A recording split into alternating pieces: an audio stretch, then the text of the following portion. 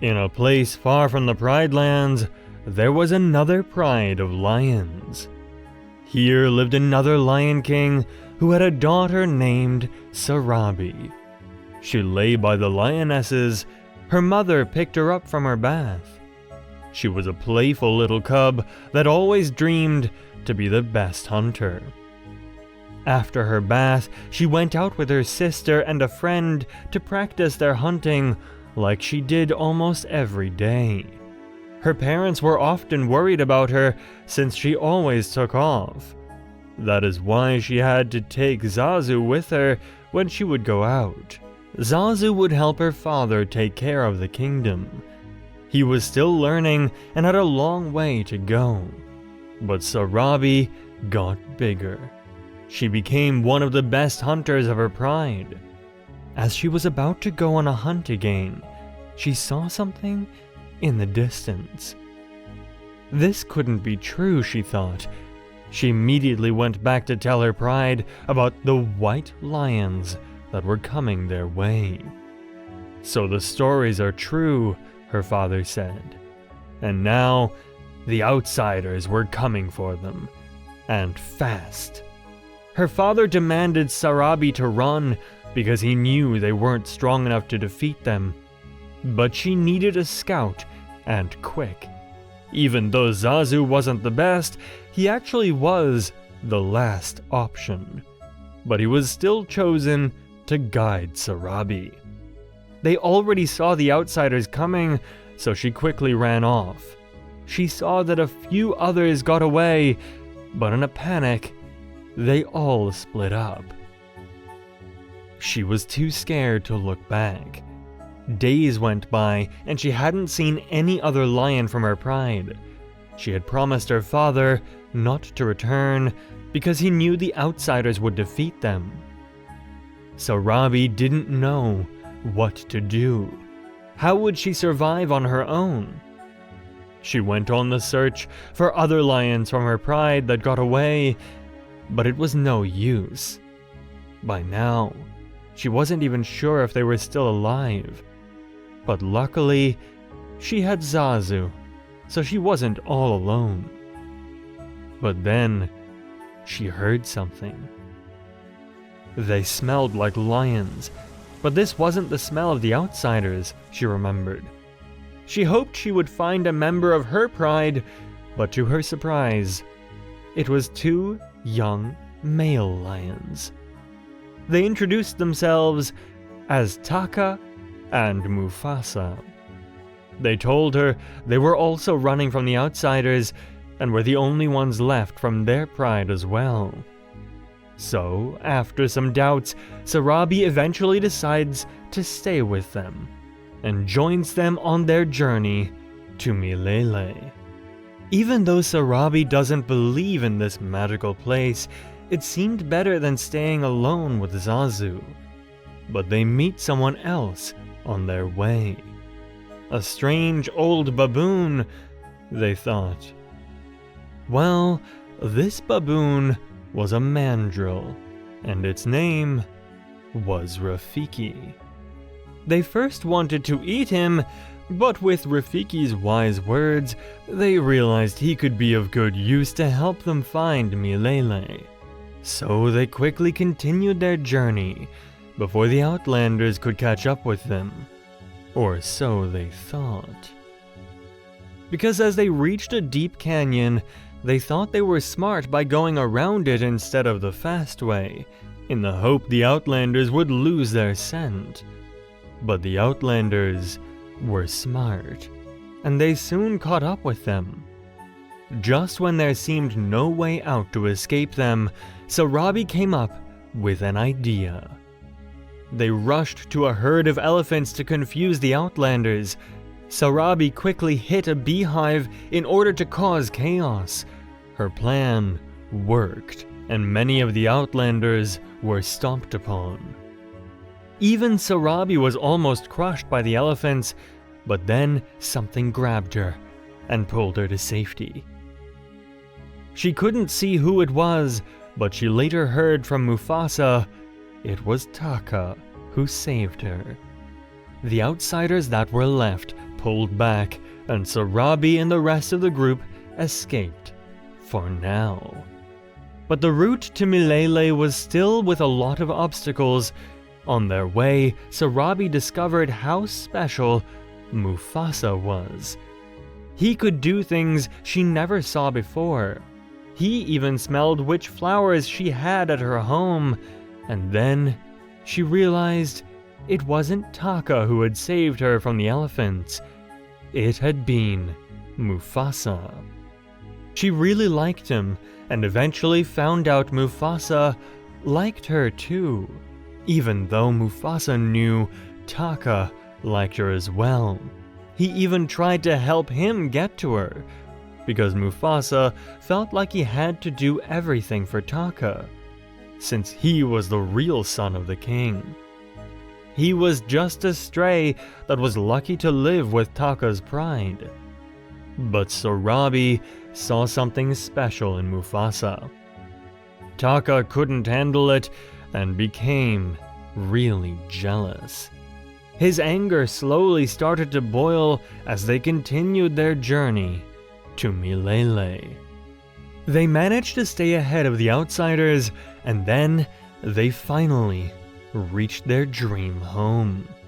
They couldn't have done it without Rafiki's strange visions, and they were all happy to have made it.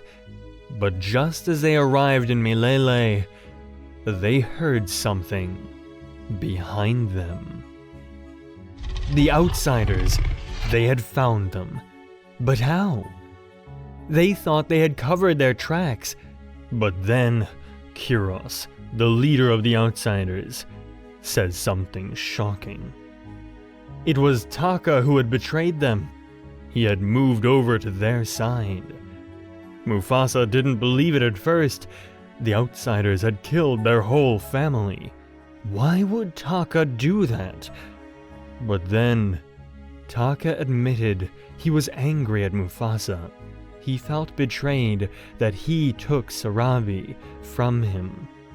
He joined the outsiders, and they were about to attack. But then, Sarabi and Mufasa got a plan. Sarabi went on to convince the lionesses that were living in Mele to fight with them. Mufasa spoke to the rest of the animals, telling them how the outsiders would come for them the next day if they wouldn't help defeat them now. Mufasa stood there as a true leader, one Taka could never be. While Sarabi and the lionesses took on the lionesses of the Outlanders, Mufasa fought against Kiros. Kiros almost had him, but to Mufasa's surprise, Taka jumped in between to save Mufasa's life, leaving him with a scar across his eye. Mufasa eventually was able to defeat Kiros. Mufasa and Sarabi proudly walked back to the animals of Mele, who were all happy with their new king. Sarabi and Mufasa were still very angry at Taka, but Mufasa allowed him to stay, but on the condition that he would never say his name again. Therefore, Taka said they should call him Scar, to remind him of what he had done. Mufasa agreed, and he slowly started to build his life with Sarabi. They called their kingdom the Pride Lands, and they were all very happy. Taka was never the same again. His anger only grew bigger as he saw how many animals lived in the Pride Lands. He thought it should all have been his, since he was the prince and Mufasa was just a stray. But everyone adored Mufasa, since he respected the circle of life and really cared about the animals. Everything was going well for him and Sarabi, and they got the life they always dreamed of. But one day, they got another surprise. Because Sarabi had gotten pregnant, And before they knew it, their little cub, Simba, was born.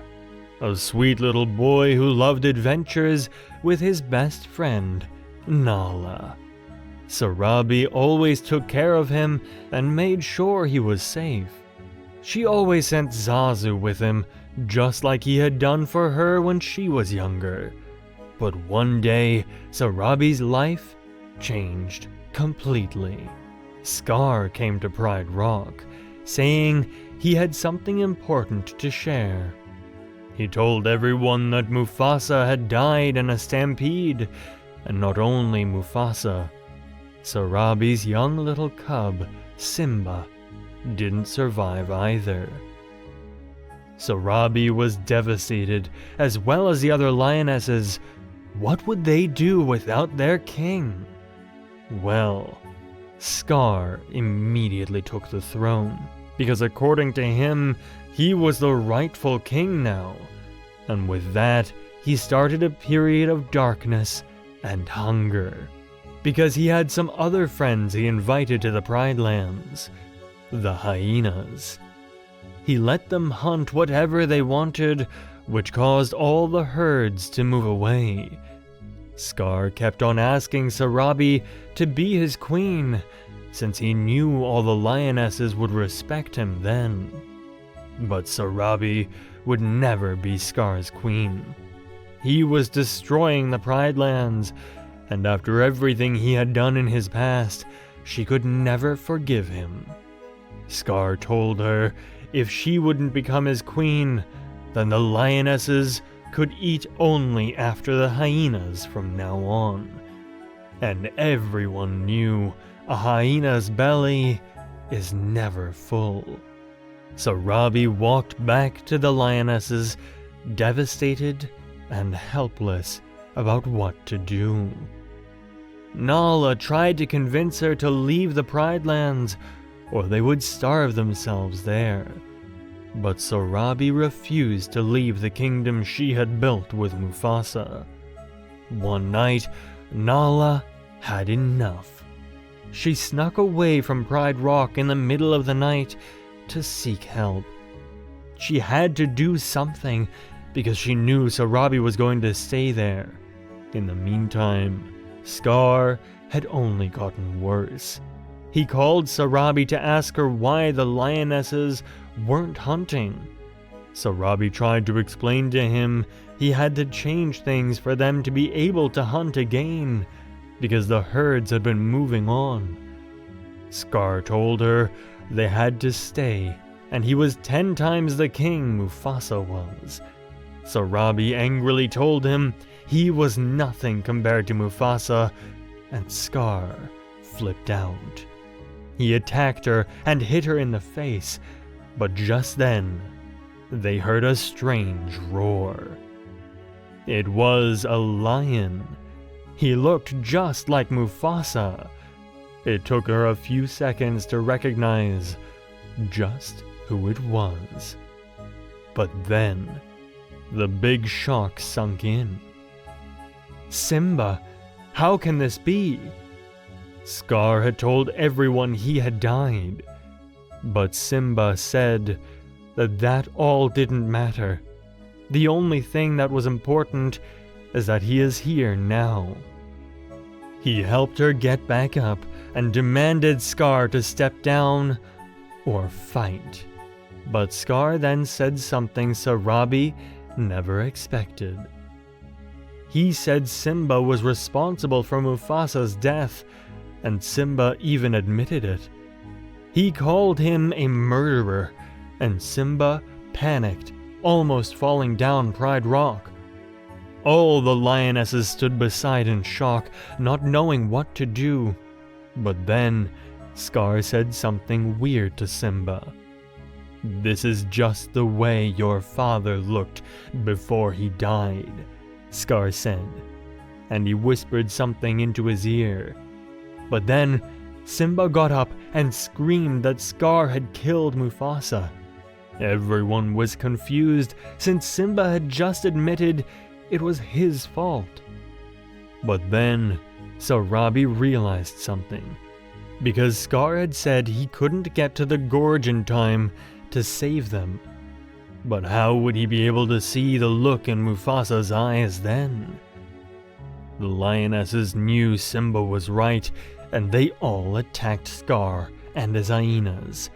It was an intense battle. Even Timon and Pumbaa and Rafiki helped. But eventually, Simba was able to defeat Scar, and he became king of the Pride Lands. It took a long time for the circle of life to be restored, but she had a lot to catch up on with Simba. He told her how Dad had helped him return to the Pride Lands, and that Rafiki had shown him he lived on inside of him. He was really grateful to be back and take his father's place, and Sarabi couldn't be more proud. But Sarabi still felt the damage of Scar's reign. She was also getting older, and time hadn't been good for her health. She realized she was getting weaker and fast. But then she heard Nala was expecting a cub.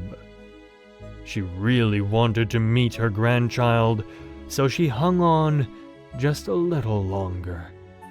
And a few weeks later, she was given the greatest gift: her granddaughter, Kiara. It was a sign for her that the Pride Lands were just how they belonged. It was a sign that the circle of life was in balance again, and she was ready. A few days later, Sarabi died of old age. It was a very sad period for all the lions, but everyone was happy she got to see the Pride Lands full of life again. Because without her and Mufasa, the beautiful Pride Lands would never have existed.